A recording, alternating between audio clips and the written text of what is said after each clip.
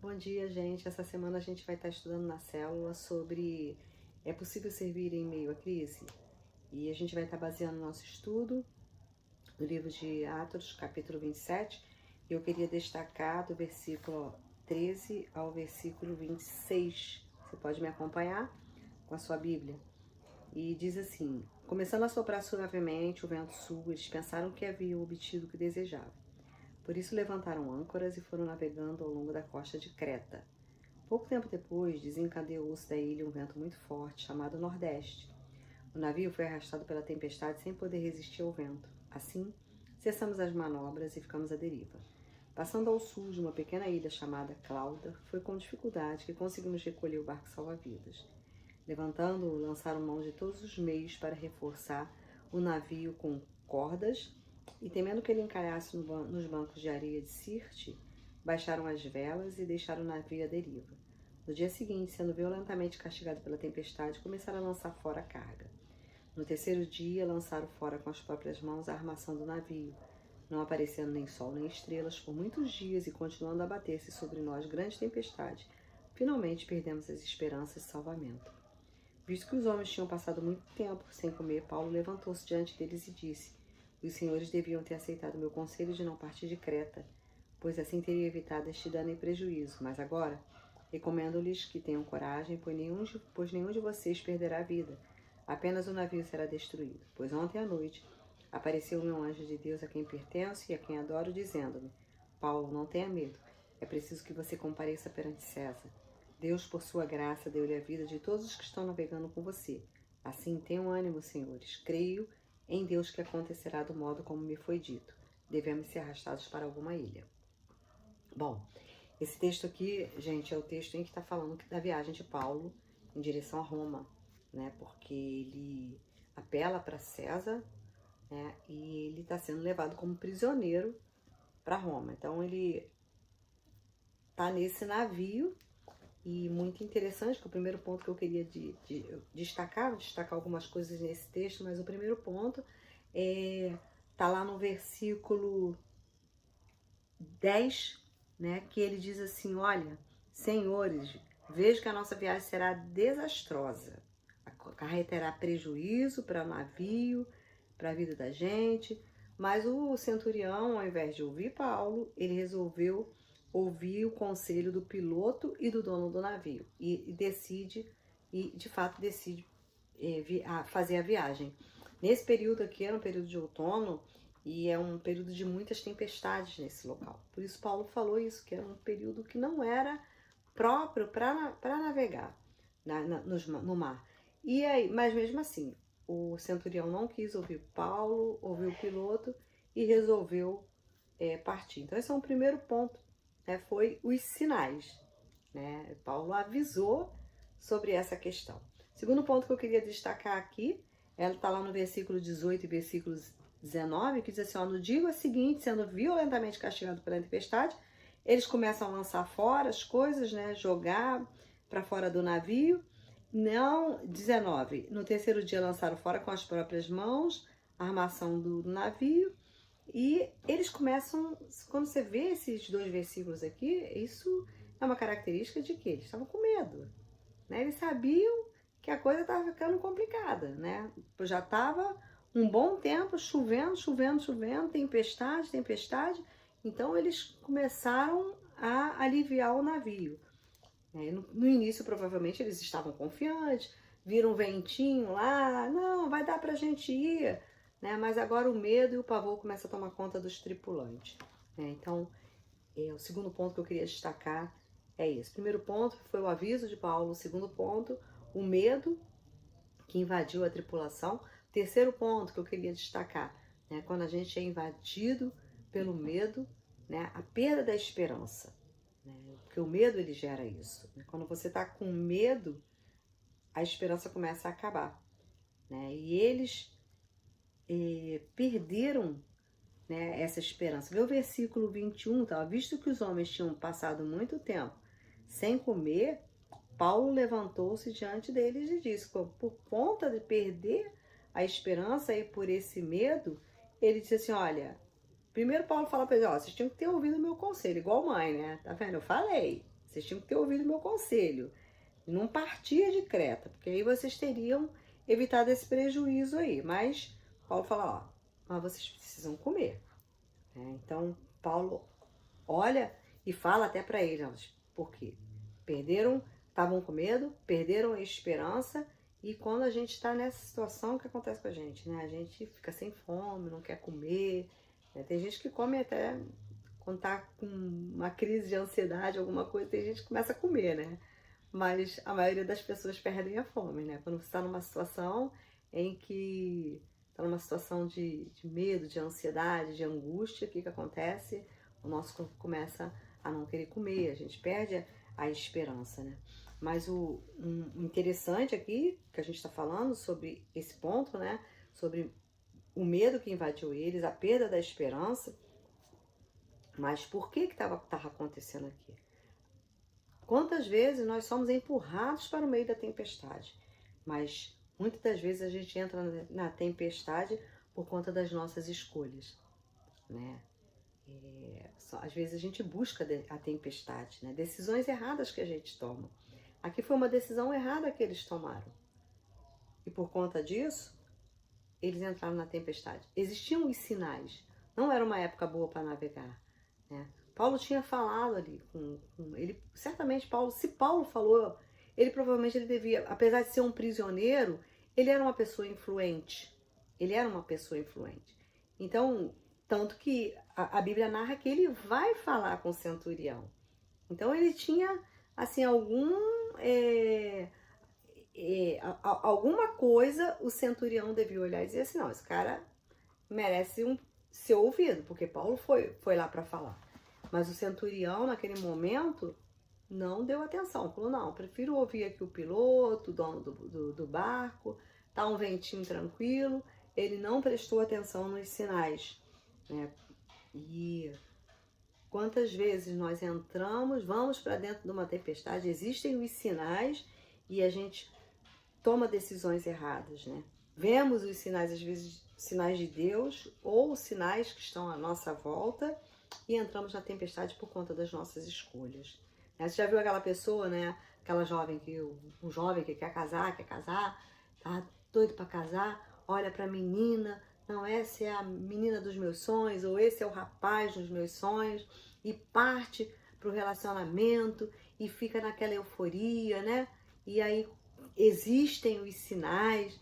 Às vezes o rapaz é um preguiçoso, não quer trabalhar, e a pessoa, não, mas ele vai trabalhar, ele vai mudar. Ou a garota é uma pessoa autoritária, né? Não, mas ela tem esse jeito assim, mas também tem isso, e os sinais tá mostrando algumas coisas naquele relacionamento, mas a pessoa quer entrar no relacionamento e depois começam a surgir as crises, né? Quantas das vezes também a gente quer entrar em algum projeto, tem os sinais de Deus de que aquele projeto não vai dar certo, a gente entra no projeto e depois fica doido, pedindo oração, né? Olha, abençoa, eu entrei nesse projeto, pede para Deus abençoar. E aí o Senhor olha assim e diz assim, eu nunca mandei você entrar nesse projeto, né? Por conta do quê? Das nossas escolhas erradas, né? Ao invés da gente colocar diante de Deus, antes de entrar no projeto, colocar diante do Senhor, Senhor, é isso mesmo, né? Tá disposto a deixar que os nossos projetos sejam frustrados, porque quantas vezes a gente quer orar, mas a gente não quer que o nosso projeto seja frustrado, né? Mas quando a gente entende a soberania de Deus e a gente entende a bondade do Senhor, a gente, não, Deus, o Senhor pode frustrar o meu projeto. O meu projeto é esse. Mas se o Senhor não estiver nesse negócio, o Senhor pode frustrar o meu projeto. Eu me lembro uma vez que uma pessoa chegou pra gente e veio pedir oração, né? Porque tinha aberto um negócio e o negócio não estava dando certo, tava um monte de coisa errada. E o Ricardo olhou e falou para a pessoa assim, ué, mas uma pessoa que andava próxima da gente, e você, mas eu nunca nem soube que você ia entrar nesse projeto. E aí a pessoa falou assim, mas eu entrei, agora me ajuda em oração, né? E a coisa não deu certo, e depois a pessoa teve que desfazer o negócio, mas nunca buscou antes, né? Um pedido de oração. Depois começou a pedir, e aí a coisa deu errado. né? Muitas das vezes isso acontece com a gente, né? A gente busca as tempestades. Paulo não buscou aquela tempestade, mas ele estava nela. Ao contrário de Jonas, vocês lembram de Jonas, da história de Jonas? Jonas buscou a tempestade, né? Deus falou para ele, olha, eu quero que você vá para Nínive. E ele tomou o rumo ao contrário, entrou numa tempestade, colocou não só a vida dele, mas teve a vida de outras pessoas também que foram envolvidas, porque quantas vezes a gente entra numa tempestade por conta das nossas escolhas, coloca a nossa vida com problema, né? A nossa vida em perigo e às vezes as vidas das pessoas também que estão ao nosso lado. Quantas vezes o marido entra em negócios e leva a família, né, por conta da escolha errada dele, ou a esposa, né? Quantas vezes entramos em negócios que são errados, que não estão dentro do propósito de Deus, colocamos a nossa vida em risco e a vida daqueles que estão com a gente. Foi o que aconteceu com Jonas, né? Ele buscou aquela tempestade pela desobediência dele, né? E nós vemos as consequências, né, que aconteceu com Jonas, pela misericórdia de Deus, né? Deus mandou aquele peixe, ele foi engolido e foi cumprir o propósito de Deus, porque Deus já tinha determinado o que ele ia fazer. Para ele não teve jeito, não. Né?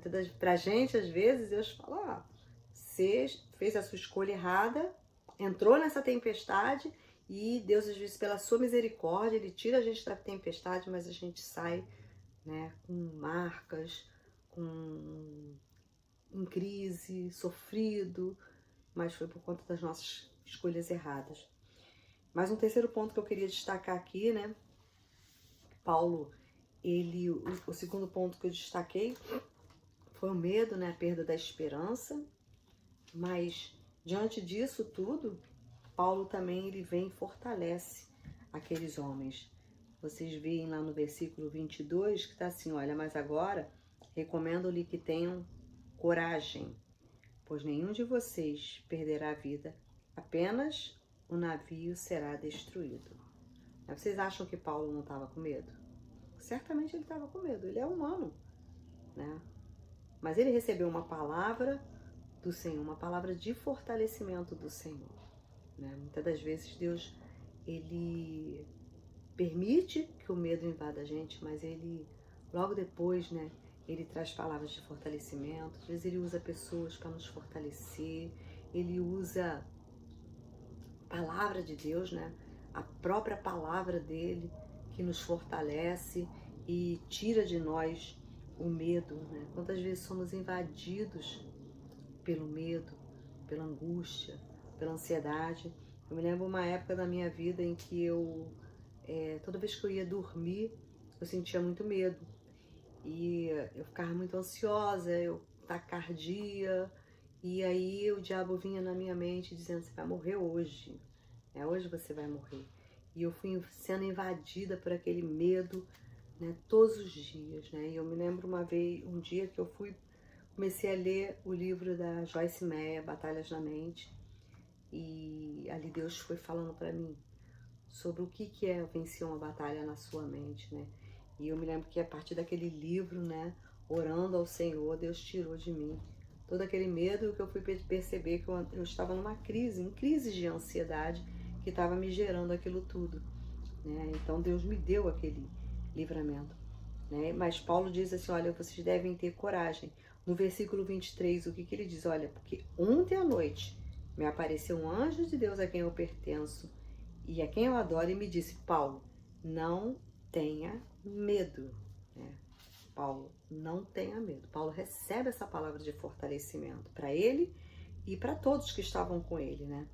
Deus, ele nos tira de uma situação de medo e ele nos fortalece. Ele faz assim com a nossa vida. Ele tira você de uma situação de medo e fortalece você.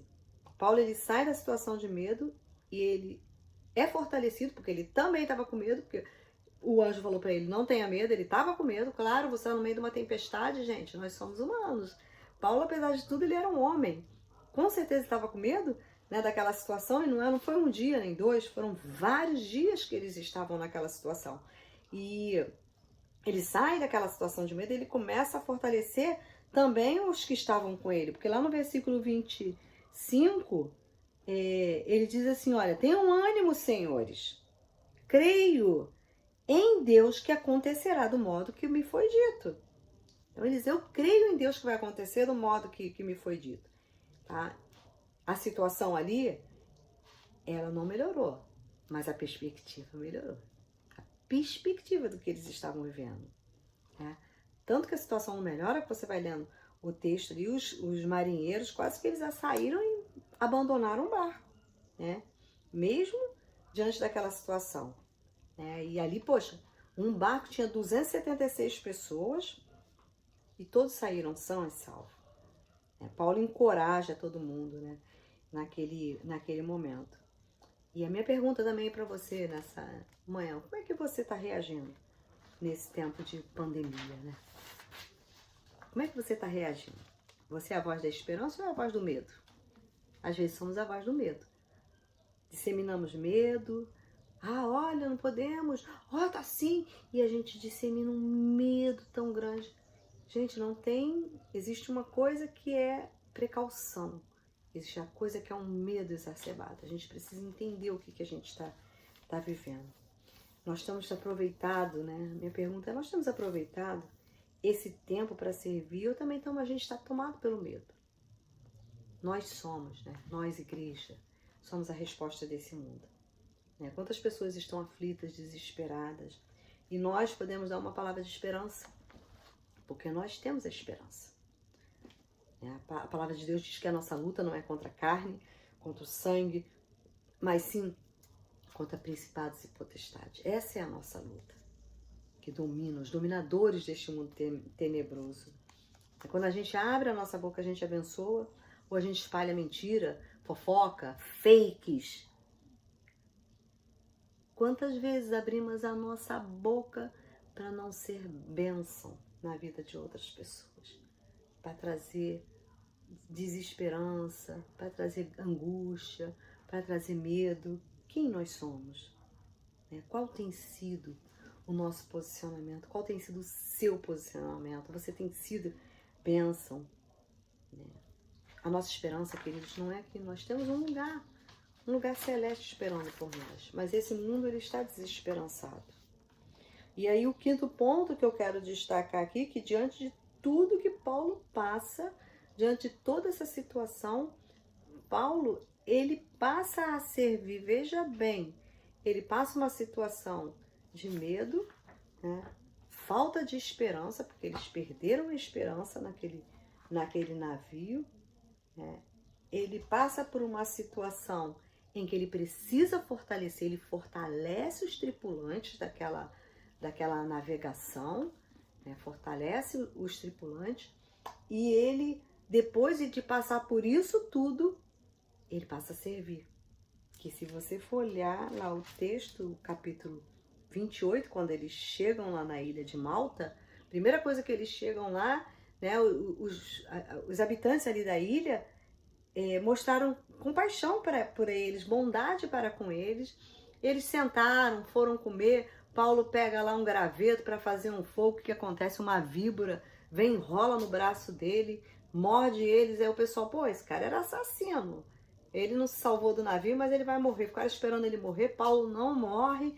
E aí o pessoal olha, pô, esse cara não morreu, o cara é Deus. E começam a olhar para ele de uma maneira diferente, né? E aí tinha um propriedade lá, o homem principal da ilha, chamado Públio, que estava com o pai dele doente, com febre, com disenteria.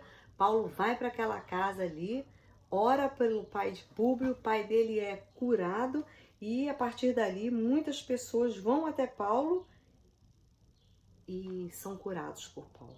Paulo, ele passa por essa situação toda e ele começa a servir o povo ali na ilha de Malta. Né? É possível servir em meio às crises? É possível. A gente vê Paulo servindo, né? Em todo momento ali. Ele serviu aquela tripulação, serviu ao centurião com palavras de encorajamento. Muitas das vezes, queridos, Deus quer levantar gente, a mim e você, como igreja, com palavras de fortalecimento, palavras de, sabe, que tirem o medo, palavras que venham ajudar as pessoas, não trazer angústia, não trazer guerras, mas trazer alegria, trazer conforto, trazer consolo, para que essas pessoas que estão sem esperanças, elas entendam que existe um Deus que vê todas as coisas, que vê a mim e vê a você. Então a minha palavra para você nessa manhã: é possível servir em meio à crise? É.